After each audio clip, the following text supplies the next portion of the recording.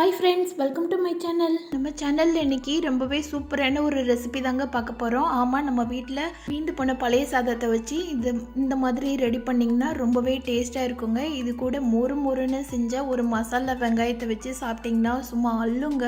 அந்த அளவுக்கு டேஸ்ட்டு ரொம்ப அருமையாக இருக்கும். நான் இதை சொன்னால் பத்தாது, நீங்கள் செய்து பாருங்கள், செய்து சாப்பிட்டு பாருங்கள். அப்போ தான் இதோட டேஸ்ட் எப்படின்னு. இப்போ கடையை சூடு பண்ணிவிட்டு இதில் 2 ஸ்பூன் எண்ணெய் சேர்த்துக்கோங்க. இதுக்கு எண்ணெய் வந்து நிறையா தேவைப்படாதுங்க, கொஞ்சமாக சேர்த்துக்கோங்க. கடுகு உளுந்த பருப்பு போட்டு தாளிச்சிடலாம். கடுகு நல்லா பொரிஞ்ச உடனே ஒரு 1/2 ஸ்பூன் மட்டும் சீரகம் சேர்த்துக்கோங்க. சீரகமும் கடுகும் நல்லா பொரிஞ்சு வந்தோம். கடலைப்பருப்பு 1/2 ஸ்பூன் சேர்த்துக்கோங்க. கடலைப்பருப்பு டேஸ்ட் உங்களுக்கு பிடிக்கும்னா நீங்கள் எக்ஸ்ட்ரா கூட சேர்த்துக்கலாம். ஒரு 2 ஸ்பூன் வரைக்கும் சேர்த்துக்கோங்க. நல்லா மொறுன்னு வறுத்து சாப்பிட்றதுக்கு டேஸ்ட்டாக இருக்கும். இது கூட ஒரு கொத்து கருவேப்பிலையும் பெரிய வெங்காயத்தை கொஞ்சம் பெருசாக நறுக்கி வச்சுருக்கேன், அதையும் சேர்த்துக்கலாம். காரத்துக்கு பச்சை மிளகாய் சேர்த்துக்கோங்க. காரம் வந்து கம்மியாகவே போட்டுக்கோங்க. இது கூட நீங்கள் மோர் மிளகாவை கிள்ளி போட்டிங்கனாலும் டேஸ்ட் அவ்வளோ அருமையாக இருக்குங்க. இதெல்லாத்தையும் சேர்த்து எண்ணெயில் நல்லா வதக்கிடலாம். கடலைப்பருப்பு மட்டும் மொறுன்னு வர அளவுக்கு வதக்கிக்கோங்க. வெங்காயம் வந்து அந்த அளவுக்கு வதங்க தேவையில்லை.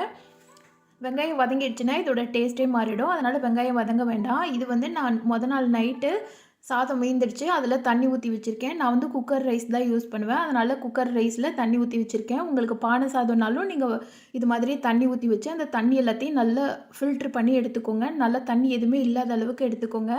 ஒரு சிலருக்கு இந்த பழைய சாதம் வந்து இந்த தண்ணியோடு சாப்பிட்டாதாங்க சளி பிடிக்கும். சைனஸ் ப்ராப்ளம் இருக்கிறவங்களாம் இந்த மாதிரி பழைய சாதத்தை தண்ணி சேர்த்து சாப்பிட்டாங்கன்னா உடனே சளி பிடிக்கும். அவங்களாம் வந்து இந்த மாதிரி சாதம் மீந்து போச்சுன்னா இந்த மாதிரி அதை ஃபில்ட்ரு பண்ணி நான் சொல்கிற மெத்தடில் செய்து சாப்பிட்டு பாருங்கள், ரொம்பவே அருமையாக இருக்குங்க. இப்போ சாதத்தை எல்லாத்தையும் நான் ஃபில்ட்ரு பண்ணி எடுத்துகிட்டு நம்ம வதக்கி வச்சுருக்கிற வெங்காயம் மசாலாவோடு சேர்த்து கலரிடலாம். இதுக்கு தேவையான அளவு உப்பு சேர்த்துக்கோங்க. சாதம் கிளறும்போது சாதம் உடையாமல் கிளறுங்க. எனக்கு குக்கர் சாதம்னால அந்த அளவுக்கு உடையாது.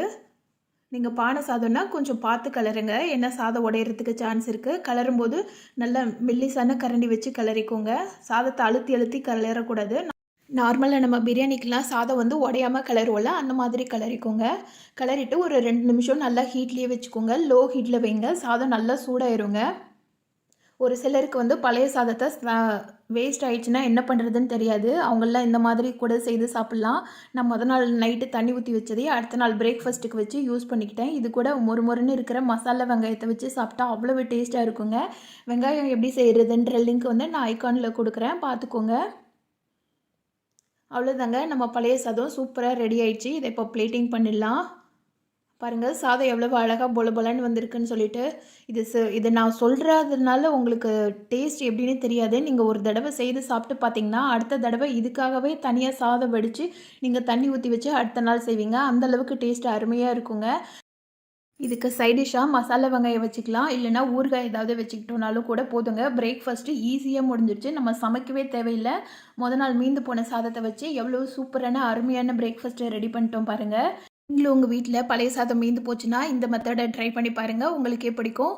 இந்த வீடியோ பிடிச்சிருந்ததுன்னா உங்கள் லைக்கை போட்டுட்டு மறக்காமல் சேனலை சப்ஸ்கிரைப் பண்ணிவிடுங்க. தொடர்ந்து நம்ம சேனலுக்கு சப்போர்ட் பண்ணுங்கள். Thank you friends.